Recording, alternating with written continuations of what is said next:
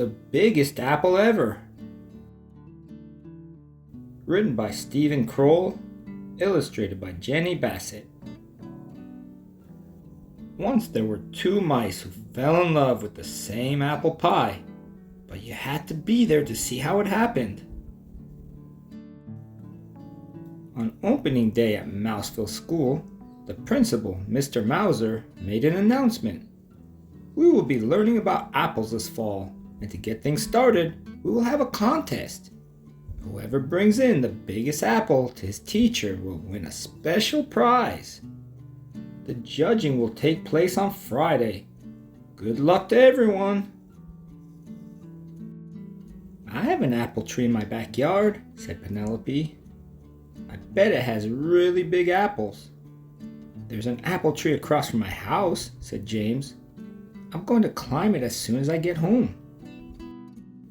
I don't have any apple trees, said Clayton, the house mouse, but I'm going to find Mrs. Mousley the biggest apple ever.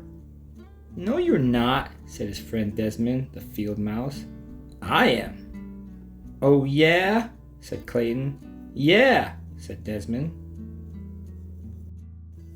All the way home on the school bus, Clayton and Desmond talked about the contest. Maybe I can grow an apple tree with really big apples, said Clayton. It takes too long, said Desmond. I heard Mrs. Mousley say 6 years. I'll think of something, said Clayton. So will I, said Desmond. When Clayton got off the bus, he sneaked back into town to see what Penelope and James were up to. Penelope had come down from her tree. She was carrying 2 tiny apples. James was still up in the tree across the street. He was picking very small apples. Clayton knew he'd seen bigger ones at the market. When Desmond came by a little later, he realized the same thing. The next day at school, Penelope and James brought in their tiny apples. No one else had brought in anything. Mrs. Mousley cleared her throat. Class, we have a lot of work to start the year. But because we are learning about apples and having an apple contest, we will go to Barnaby's orchard this afternoon. Everyone got very excited. I'm going to find the winning apple, said Clayton. I'm going to find the winning apple, said Desmond. At the orchard, Mrs. Mousley pointed out the different kinds of apples. Then everyone disappeared into the trees, looking for a winner. Clayton walked down one row, craning his neck. Desmond walked down another row, craning his neck. Then Clayton saw what he thought was a really big apple. It was a little too high to reach, but he stretched for it. At that moment, Desmond saw the very same apple on the very same branch. He stretched for it too. They bumped heads and fell down. I think we should bring this apple in together, said Clayton. No one said we couldn't, said Desmond. But when they got back to the bus, James had an apple that was even bigger. The apple was so big, he could hardly carry it. Clayton and Desmond looked at each other. What would they do now? That night at dinner, Clayton explained the problem to his dad. Said Dad, apples don't come in too many sizes. Do you think you'll find a bigger one? I don't know, said Clayton. Then maybe James will win the prize this time. It's okay if he does. Over at Desmond's house, Uncle Vernon said exactly the same thing. But Clayton and Desmond were still determined. The next afternoon, they met at Barnaby's orchard. They picked 2 huge baskets of apples, but nothing they found was bigger than the apple James had picked. You know, said Clayton, I think Dad was right. This time James gets to win. But we've got all these apples. Why don't we bake a big apple pie? Desmond laughed. Great! Let's bake the biggest apple pie ever, and we'll make it for our class. Clayton nodded, and I think I know where we'll find a pie pan that's big enough.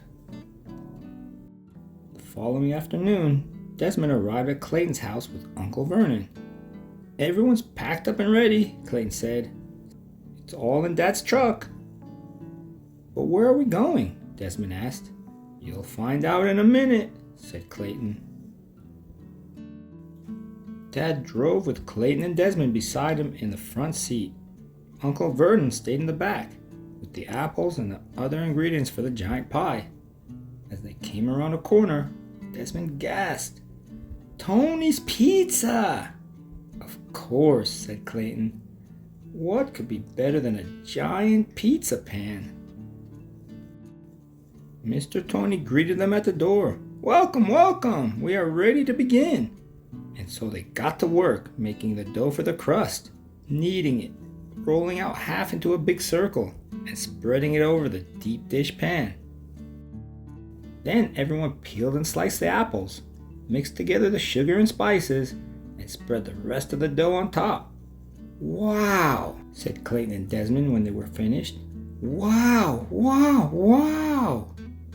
"An hour," said Mr. Tony. "Give me an hour." The giant pan just fit into the huge oven. The next day was Friday.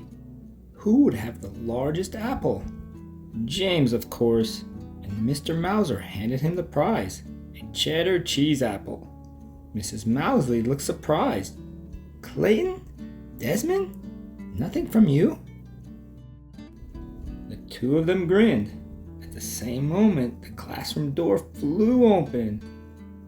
In came Clayton's dad, Uncle Vernon, and Mr. Tony, struggling to carry the giant pie by themselves. "How wonderful," said Mrs. Mousley. "That's the biggest apple pie ever." "We made it for the whole class," said Clayton. "All of us together," said Desmond. They shared a high five, and everyone in the class had a very big slice.